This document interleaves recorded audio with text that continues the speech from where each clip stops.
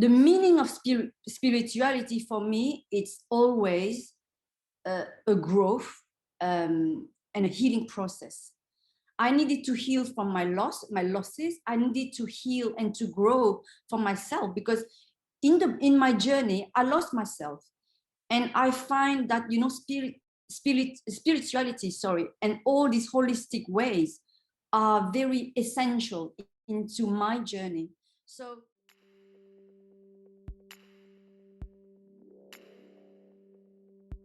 I'm Cecile. I'm a mom of two. One is in heaven, and one is in real life on planet Earth with me, living with me in Singapore. So my story started like around 13 years ago. Boys were born 6 months premature. They were in incubators and living in incubators for at least a month already. And so Thomas, who was born first, was fine. So all his organs were healthy.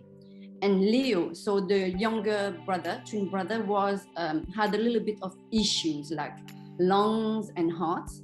And so we were very worried about his health condition more than Thomas. And then that night, it happened in the middle of the night. We have to rush to the hospital and to the ward of where the boys were. And when we arrived, our hearts were, rushing. We were terrified, and all these, emotions were like high speed and very like so intense, because we were even crying because we were scared, terrified and scared. When we arrived, we saw the doctor, the surgeon, trying to reanimate our son Leo. And I got the sign into my heart. I was witnessing the hurt and the pain of my son. And I said, that's enough. I need to let him go. I need to give permission to the doctor to say, that's enough, stop. So I told the doctor, please stop. I was not terrified anymore. Everything like disappeared, and it was very very peaceful. But at the same time, we is a peace, and it's as well, it's like intense peace, because we just witnessed, and we just went through so much emotions and feelings in such a short time. I was in peace, holding him and just praying. I was still keeping on, praying, and I was holding him and rocking him a little bit like a lullaby. And then we let him go, right? We let him go, and then we went home. We were devastated, but at the same time, we had Thomas still living. So it kind of, calling to me that, no matter what, you have to live. You have to keep on moving and living, because you have another son and waiting for you. So that period of my life was the starting point of like a calling, maybe as well something attractive to me. So I am a Buddhist. I was raised in a Buddhist family, so we pray as well before many times, like a ritual, because my grandmother, from my dad's side, she was praying a lot, so she taught me a lot. So I was praying with her, and we had this ritual thing, but it was not like it's a ritual with, I was raised in a free way as well, free thinking. It's not like you have to follow every single day or every single week or every single month something. So randomly I pray, but it was quite regular, like a simple routine, right? So I started praying a lot during all these years. And then a few years later, I met another lady, another mom, who is like an astrologer. So she introduced me into her realm of practices. So she did astrology, she did Reiki, she did numerology, and she does as well singing bowl. So all these things, apart meditation, I was drawn to it.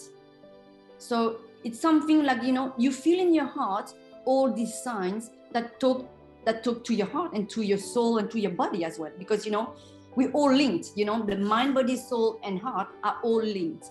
And I believe, like, if you find and if you search and if you find your what relates to your heart and speak to your heart, you need to stick to it. You need to open your heart. And my heart before was kind of half open, half, you know, closed. I started to do singing bowl sessions with that lady, wonderful lady. And that singing bowl was another, you know, it opened a channel for me. It opened a channel to, you know, like to discovery. So during all these sessions, I was, you know, all the sounds and vibrations really speak to me, to speak to my body. So I got all the vibes, and it was always positive, you know. It was negative, it was not negative, it was very positive and happy feelings. So that was very important for me. And that's what kind of, you know, like something that resonated with me. So I started the singing bowl for a few months, and then she started to say, "Oh, because I do meditation sessions," and I was telling her, because I was kind of lazy. I was saying, I can't do meditations because I'm not drawn into it yet. And said, no problem. She introduced me instead to mantra. So mantra as like kind of meditation, but singing meditation, it depends on, there are many types of mantra as well. So she introduced me to the one like a little bit singing and happy ones and powerful one. So I searched for them, I look into them, and I picked the one that relates to me and resonate with me once again. And then 6 months ago, I started during my different programs, I bumped into the energy medicine. So this lady and her husband, they were like practicing for, I think, 20, 30 years about the energy medicine. So energy medicine is like another practice, another philosophy, which help you with your, you know, your unwell being, you know. So I like the word unwell because you are unwell and you need to heal and you need to be well. So you need to heal, you need to into your journey of the well-being, and is all linked with the mindfulness as well. You cannot heal without disconnecting your mind and your body and your heart. You can't, because they're all linked all together. And you learn as well the process about the chakra, you know, like the meridian, the connections and the healing and all this energy practices. So you have as well meditation, you have chakra, and you have aura. So all these tools that they offered and gifted to us to guide us and to support us, I think the one that resonated the most was the chakra. The chakra for me, because I think I was unbalanced, and I was imbalanced, and I was, you know, I had some illness and then disease or some issues. And then I started to do the energy medicine practices, and it healed. It's not only healing, but it's helping me like to be just better, healthier and happier. So, you know, into the process of, you know, when you have a loss and a trauma, because you were sad, you were stuck, and you have all these blocks into yourself that, you know, that cannot be unlocked. So you need to unlock as well. And it's not about resolving all this trauma, it's healing. But not only this loss helped me to discover all these practices, but we need to learn, and I want to share with you, like, you're not alone. You need to learn that all these traumas happen for a reason. And even I lost my baby, I got divorced, but this is how life is. And you need to learn all these challenges, and then you need to feel them. You need to feel the loss, the sadness, the resentment, the bitterness, the rejection, and all this, and the anger, the anxiety. So all these emotions, like, you know, it's like a plethora of emotions, like you will feel. It will help you to understand the meaning of your journey. And on your journey, you will meet people, and that matters a lot as well. So these people, teachers, coaches, or, you know, how can I say, guides, they will be there to support you. So seek for the help and use them whenever it fits you, whenever it speaks to you, and whenever it resonates with you.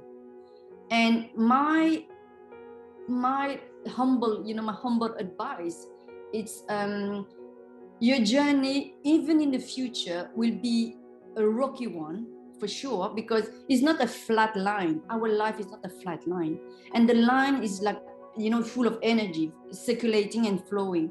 You just need to seek and to find the ones, not only one, the ones, the many of them, to heal you, to grow you, and to guide you to be a better self, a better you. And you will heal for sure, but it will take time. And it's it matters most, like the people you meet and the tools you have, use them into your healing process.